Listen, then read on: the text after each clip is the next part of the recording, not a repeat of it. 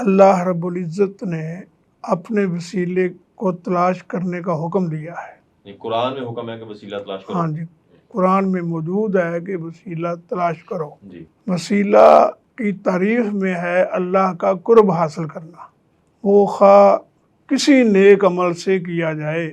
اللہ رب العزت کی رضا حاصل کرنے کے لیے نماز پڑھی جائے، روزہ رکھا جائے، صدقہ خیرات کیا جائے، زکوٰۃ دی جائے، حج کیا جائے، جو بھی عمل نیک کریں گے اللہ کے لیے، اللہ کا قرب اس سے حاصل ہوگا، اس لیے وہ ایک وسیلہ ہے اللہ کے نزدیک ہونے کا۔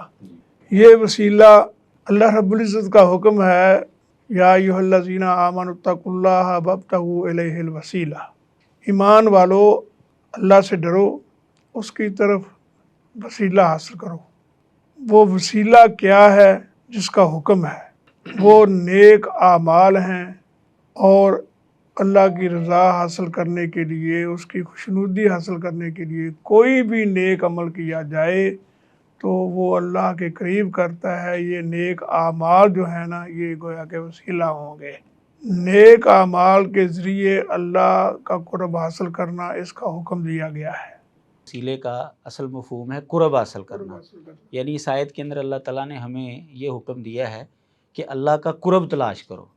اور اللہ کا قرب جو ہے وہ تو جیسا آپ بتا رہے ہیں کہ وہ اللہ تبارک و تعالیٰ کی عبادت کر کے، اللہ تعالیٰ کو خوش کر کے، نیک اعمال کے ذریعے، وہ جو بھی نیکی کی جائے گی اس کے ذریعے اللہ تعالیٰ کا قرب حاصل ہوگا۔ اور اس کے لیے جو اسلام کے اندر مطلب شرائط موجود ہیں کہ وہ نیکی جو ہے خالص اللہ کی رضا کے لیے کی گئی ہو، اور نبی علیہ الصلوۃ والسلام کی سنت کے مطابق کی گئی ہو، پھر جا کر جو ہے، اور نبی علیہ الصلوۃ والسلام کی حدیث سے، آپ کے عمل سے وہ نیکی ثابت ہو، پھر جا کر جو ہے وہ نیکی اللہ تبارک و تعالیٰ کے ہاں قبول ہوتی ہے۔ یعنی اس کے ذریعے جو ہے وہ اللہ کا قرب حاصل کرنا۔